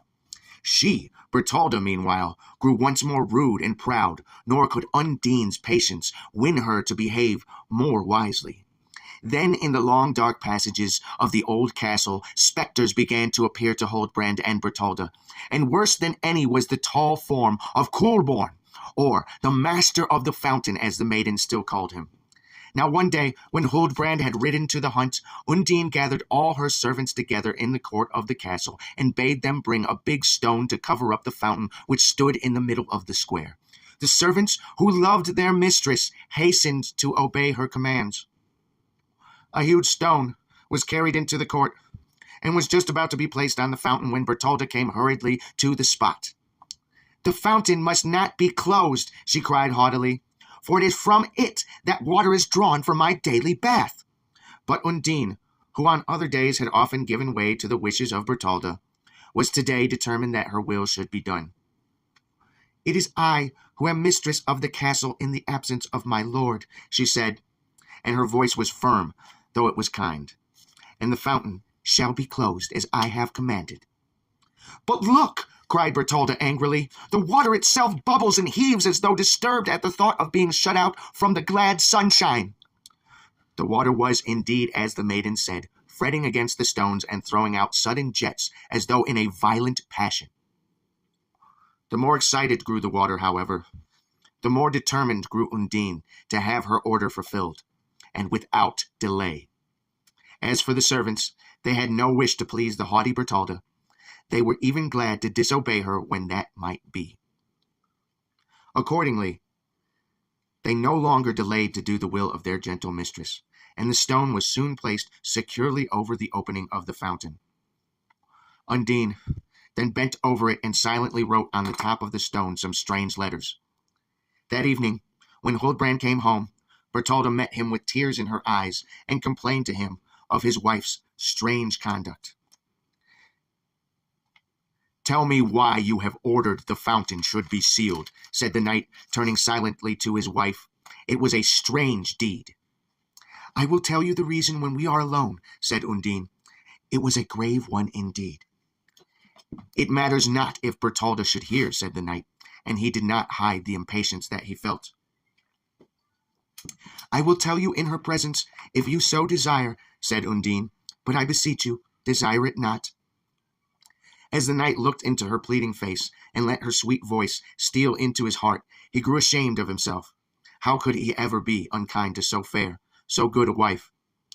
Thinking thus, Huldbrand did not speak, but he drew Undine gently from the room, that she might speak to him alone as she wished to do.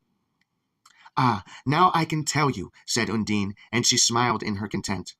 "You know that Huldbrand, my uncle, has begun to haunt the castle.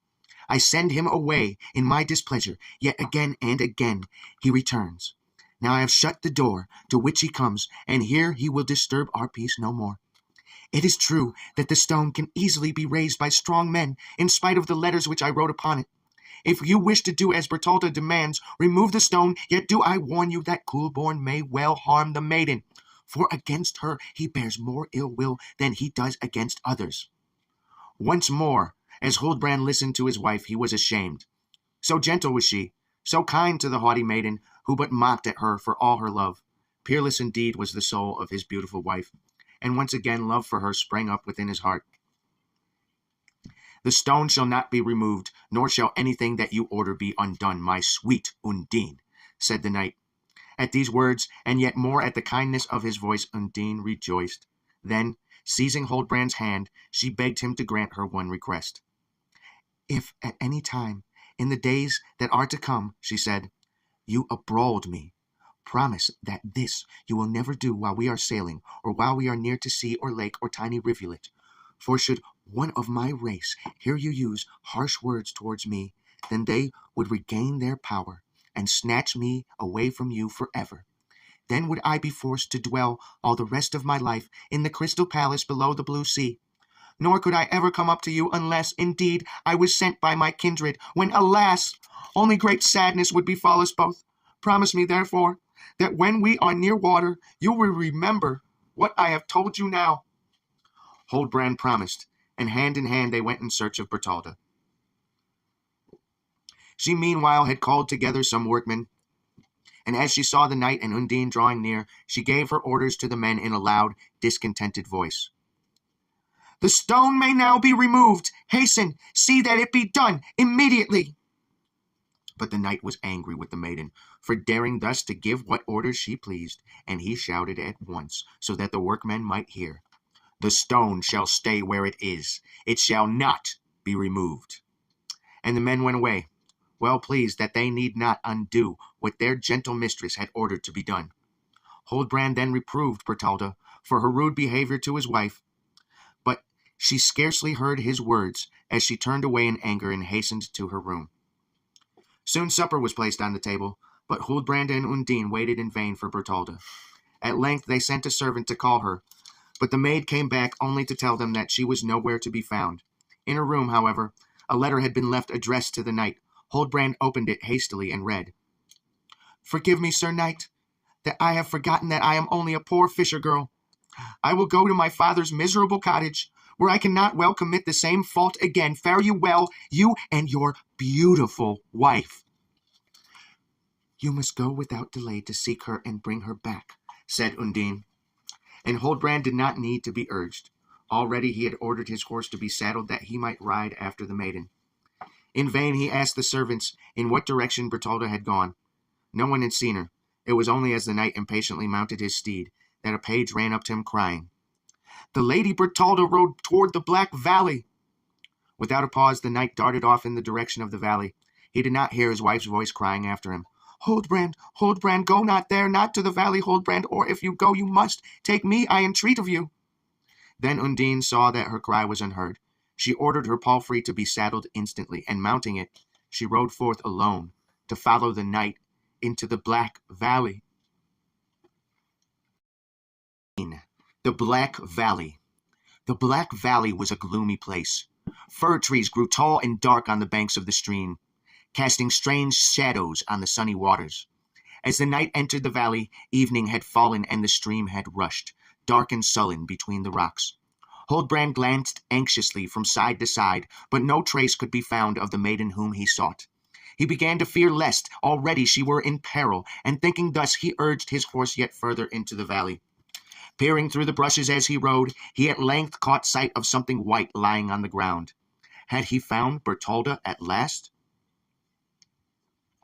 He spurred his horse onward toward the white gleam which had caught his eye, but the animal no sooner saw the object which had gladdened his master's eye than it started violently and refused to move. Then the knight dismounted, and, tying his now rearing steed to an elm, he pushed his way on foot through the brushwood. Thunder began to rumble all around the mountains, and the evening dew fell cold and damp on the anxious night. He could still see the white figure lying on the ground, but as he drew nearer to it, a strange dread struck at Huldbrand's heart. Was Bertalda asleep, he wondered, or did she lie there unconscious, perhaps even dead? He was close to her now, bending over her. She never stirred. He rustled the branches, rattled his sword. Still she lay there quiet, motionless. He called her by her name, "Bertalda!" But no voice answered him. He called again, more loud, "Bertalda!" But only a sorrowful echo answered his cry. Then the knight bent nearer yet to the maiden, but darkness hid the face on which he longed to gaze. Suddenly the whole valley was bright as at midday. A vivid flash of lightning showed to Huldbrand the face over which he bent. It was a terrible face, and a voice, awful as the face, rang out harsh and hollow. With a cry of terror, the knight sprang away from the horrid vision. But was it a vision? Huldbrand knew it was creeping after him, and he could catch some muttered words. Get you gone, he heard. There are evil spirits abroad. Get you gone, or I shall seize you and hold you fast. And the white figure stretched out his bony arms to catch him. Now the knight knew it was that had given him so cruel a fright. It was none other than Coolborn, the malicious water spirit. Seizing his sword, Huldbrand struck fiercely at the white figure, only, however, to see it vanish, while a heavy shower of water drenched him from head to foot. He may wish to drive me away, but he shall not succeed in doing so, murmured the knight. Bertalda shall not be left to the vengeance of this evil spirit. Huldbrand now turned back to go to his horse, but ere he reached the animal, he heard in the distance a sound of weeping. It reached his ears even though the thunder still rolled and the wind still blew. He hastened towards the spot from which the sound seemed to come. There, on the hillside, trying to climb up out of the darkness of the valley, he found Bertalda. The maiden was too glad to see Huldbrand to remember how but lately he had angered her. She clung to him, calling him her deliverer, her knight, for to her too the valley had been full of horrible forms and strange visions. Soothing her with kind words, Huldbrand led the maiden toward his horse. But no sooner did the animal see his master approach with Bertalda on his arm than it began to rear, beating the air madly with its 4 feet. It was not possible to mount Bertalda, and the knight soon gave up the attempt. He drew the horse gently forward by the bridle, while with his other arm he supported the fearful maiden. But Bertalda, though she was anxious to escape from the dark valley, could walk but slowly, and at each step her strength grew less. For Coolborn had played her many pranks ere she had been found. The storm also had bruised her slender form. At length she slipped from the knight's arm, and falling on the grass she sighed. "Leave me, noble knight, leave me to suffer the punishment I deserve." "I will never leave you, dear Bertalda," cried the knight. As he spoke, the steed began to plunge even more furiously than before. It was impossible for Huldbrand to control the animal. All he could do was to force it away a few paces from where the maiden lay, for he feared lest the horse should trample her to death. He had gone but a few steps when he heard her calling to him, "Huldbrand, Huldbrand, leave me not alone," for already her courage had faded away. As he hesitated, the knight heard the wheels of a wagon rumble slowly over the rough road that led through the valley. He at once called to the driver to come to his help. A man's voice called back quickly, "Have but patience, and I will come." Soon afterwards, Huldbrand saw 2 white horses appear through the trees. Then a wagon covered with a great white hood was to be seen, and last of all the driver, who was dressed in a white carter's frock. The driver drew near to the knight and tried to help him to quiet his frightened steed. "Do you know, Sir Knight, why your good horse shivers thus?" asked the carter. "For if not, I can tell you. A bad water spirit dwells in this valley, and often he would bewitch my horses when first I ventured through it. But now I have learned a little spell. If you wish it, I will whisper it in the ear of your steed, and he will stand steady as my graze." "You may try your spell," said the knight, "though I fear that it will be of little use." Then the driver of the wagon went quietly up to the panting steed, and said a few words to it. At once the horse stood still, without a trace of the fear which had made it so restless and unmanageable. Huldbrand had no time to wonder what the wagoner had said to the horse. He was too eager to get Bertalda out of the valley to think of anything else. "My wagon will take the fair lady safely back to Ringstetten," said the wagoner. "She may sit in comfort, for it is filled with bags of the softest cotton." The knight was glad to accept this offer, and as his horse, though quiet, was tired and weary, Huldbrand himself was easily persuaded that he also should ride in the wagon with Bertalda, while his steed was fastened behind. "It is well," said the wagoner, "that the road is downhill. My trusty greys will step out bravely." Thus they started, the driver walking by the side of his wagon. And Bertalda and the knight did not heed the jolting of the wagon, as they sat side by side on the soft bags of cotton. Suddenly they were startled by a loud shout from the driver. "Steady! Now, my trusty greys, steady, lest you fall!" Already the wagon was in the midst of a stream of rushing water, and it seemed as though the horses must be carried off their feet. The wagoner had sprung into the wagon, untouched by the swirling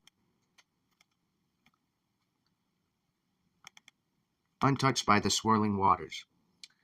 "This is a strange way by which to drive us," said Huldbrand to the wagoner. "It seems to go right into the middle of the stream." "Nays now, Sir Knight," laughed the driver. "If you look again, you will see that it is the stream which is rushing across our path. See, it has overflowed its banks." The knight looked and saw that the whole valley was being rapidly flooded. Then, all at once, he knew that this was Coolborn's doing. "It is Coolborn!" he cried aloud. "Coolborn, the water spirit, who is doing his utmost to drown us. Do you not know a spell against his power?" "Yea, by my troth I know a spell," answered the wagoner. "But ere I use it, I must tell you who I am." "I care not who you may be," shouted the angry knight. "See you not that there is no time to lose? The water is rising rapidly." "Nevertheless," answered the man, "you shall hear my name, for I am Coolborn." He laughed a mocking laugh, and at that moment the wagon seemed to disappear, and Bertalda and the knight were struggling in the flood. Above them rose the wagoner, who was indeed, as he said, Coolborn. Taller and taller he towered above them, until he seemed at last to change into a great white wave.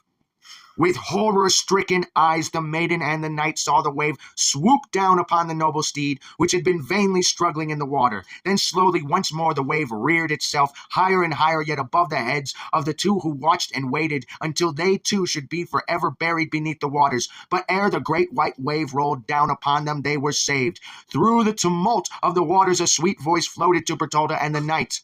Then, as the moon broke through the clouds, they saw Undine on a hill looking down into the valley. She rebuked the waters. She even threatened the vast wave that towered above Bertalda and the knight, until, muttering gloomily, it vanished from their sight as the waters ran more quietly through the valley.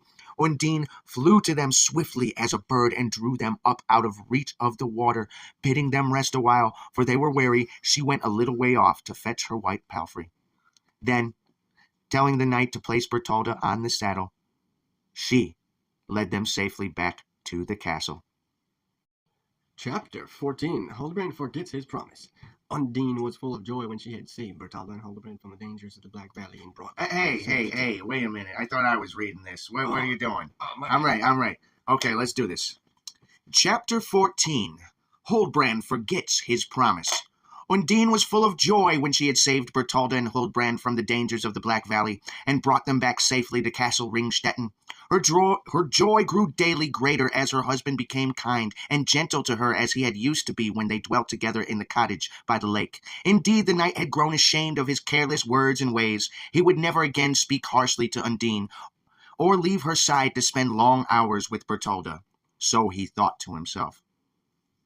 For when she had hastened to save him and the maiden from the doom which had all but overtaken them, he had seen once more, in a flash, the soul of his beautiful young wife. It shone before him now, fair and spotless in its beauty. Bertalda, too, had been touched by the goodness of her friend. She no longer wished to mock her gentle words, and though her heart was cold, she grew more humble. Thus trouble and care passed away from Ringstetten, and spectres no longer haunted the dark corners of the castle. Winter came, cold and chill, but it had no power to freeze the hearts of Undine and the knight. Spring came, and the trees grew green, and the sky shone more blue, and the little birds began to use their wings. Soon the swallows and the storks came home from their long winter journeys, and those in the castle, as they had thought of the fair countries these had seen, began themselves to wish to travel. One beautiful evening, Huldbrand with his wife and Bertalda walked along the banks of the river Danube. The knight, who had oftentimes sailed down the river, told them tales of the wonderful countries through which it flowed, and of the beautiful town of Vienna, which rose so proudly on its banks. "Ah," said Bertalda, "how I wish we might sail to this city of which you tell." And Undine, ever anxious to give pleasure to her friend, said, "Yes, let us visit Vienna while the spring is still fair." Huldbrand, who was also pleased at the thought of the journey, only once he bent toward Undine and whispered, "Coolborn, will we not be in his power if we sail down the river?" His beautiful wife only laughed. She was too happy now to fear her uncle's power. They therefore got ready for the journey with much merriment and many hopes. When at length the three travelers, with their attendants, set out on their voyage, it seemed as though all would be as joyful as they had wished. As they sailed on, the river grew more broad, more green the grasses too in the rich meadowlands. But ere long a shadow crept across their joy. The river indeed flowed smooth as before. The country smiled only more graciously upon the travelers. But Coolborn had already begun to show that on this part of the river he could use his power. Undine, it is true, reproved her uncle before he had done more than play a few tricks upon them. Yet though he would cease his pranks when she spoke, it was but a few moments before he was as troublesome as ever. Soon the crew began to crowd together, whispering fearfully and glancing timidly at the knight and his fair ladies. Coolborn was making them afraid. Huldbrand saw their strange glances, and he began to grow angry. He even muttered crossly, This is Undine's mad uncle come to disturb us. I would her strange kindred would leave us alone." Thinking thus, the knight looked with displeasure at his poor wife. She knew but too well what his glance meant, and worn out with sorrow and with her constant watch over Colborne, she at length fell fast asleep. But no sooner were her eyes closed than her uncle began to play his tiresome tricks. It seemed to the sailors, and indeed to all on board, that they were bewitched. For look which way each one would, there before him, peering out of the water, was the head of a very ugly man. Each man turned, in his terror, to point out to his fellow the hideous head, but on every face the same horror was already painted. Then, when each tried to tell the other what each one had seen, they ended by crying out together, "See! Here is the face! Nay, look, it is here!" Undine awoke as the terrified crew broke into loud screams, and as she opened her eyes the ugly faces vanished. But Huldbrand had not been frightened. He had been growing more and more angry, and now he would have spoken roughly to his wife, had she not pleased with loving eyes and soft voice. "For God's sake, rebuke me, but not while we are on the water. Bethink you of your promise." The knight was silent, for well he remembered how Undine had entreated him never to reprove her while she was near water. Then she, seeing he was silent, whispered, "Let us give up this voyage, for now has our joy turned into sadness. Let us go back to the castle where nothing can disturb us." Huldbrand, however, was not to be so easily restored to good humor. He answered her crossly, "Why should I have to stay shut up at home? Even there can I have quiet only so long as the fountain remains sealed. I wish that your foolish kinsfolk—" He could say no more, for Undine's hand was over his lips, and her voice was beseeching him to be silent. Meanwhile, Bertalda sat quietly in the ship, thinking of all the strange things that had happened. As she sat thus thinking, she unfastened a golden necklace which the knight had given to her, and holding it in her hand over the side of the bark, she drew it carelessly through the water. Then dreamily she watched it as it gleamed and glistened in the light of the setting sun. All at once a huge white hand came up out of the river, seized the necklace, and disappeared with it below the water. Bertalda shrieked in terror, and a mocking laugh answered her cry. Then could the anger of the knight no longer be concealed. He sprang up, shouting to the water spirits to claim no kinship with him, but to come and learn from his sword thrusts how much he hated them. The maiden, meanwhile, wept for her lost necklace, but Undine had thrust her hand into the water and was murmuring strange words to herself, stopping from time to time to say to her husband,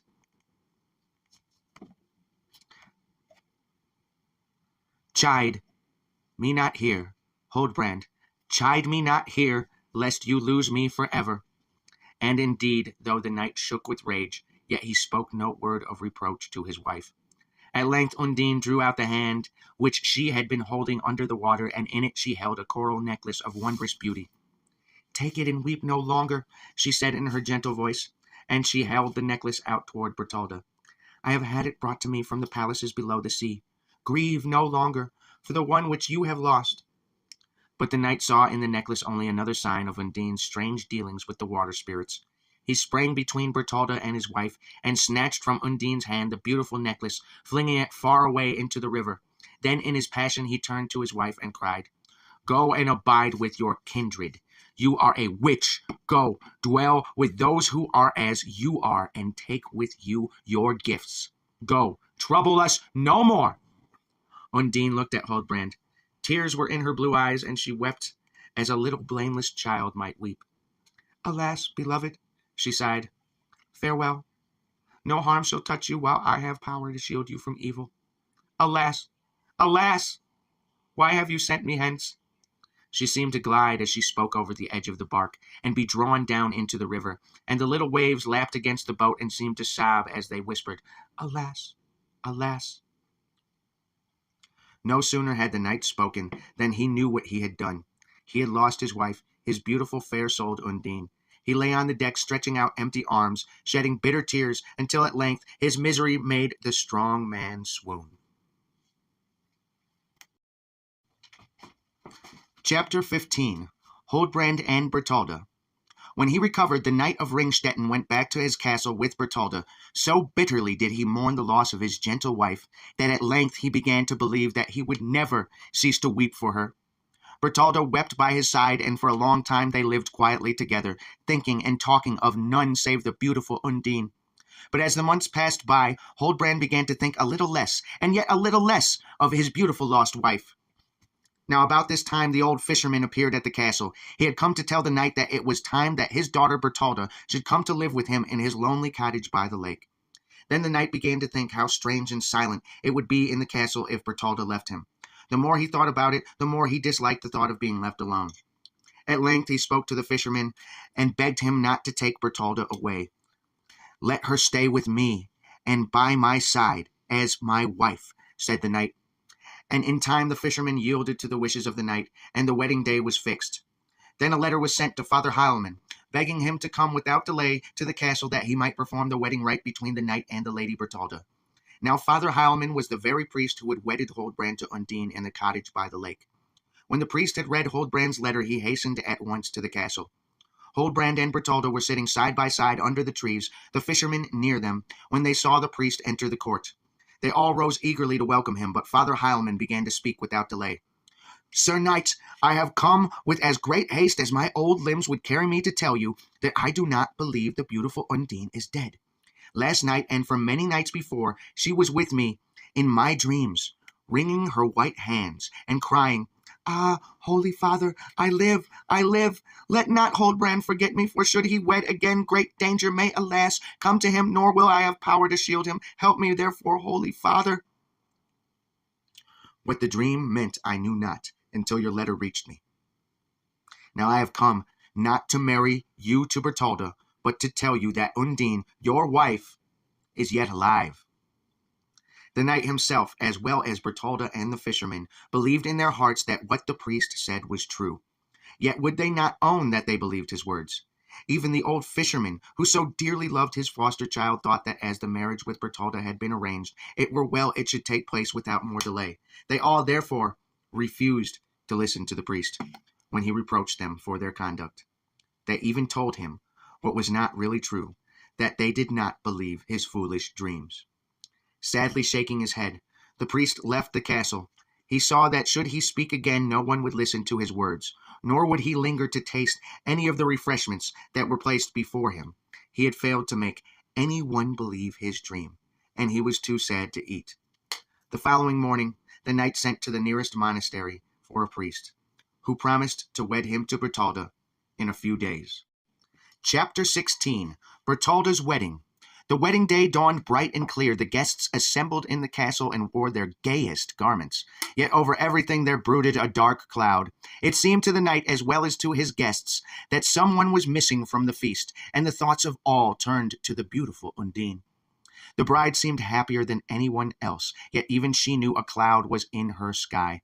Slowly the hours of the wedding day dragged on, but at length the ceremony was over, the feast ended, and the guests ready to depart.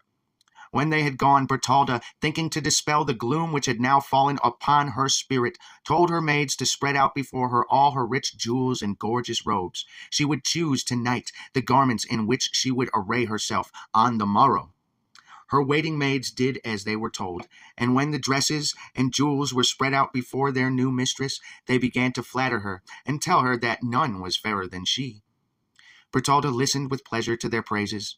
Then, looking at herself in the mirror, she sighed, "Alas, but see these little brown spots that appeared on my neck."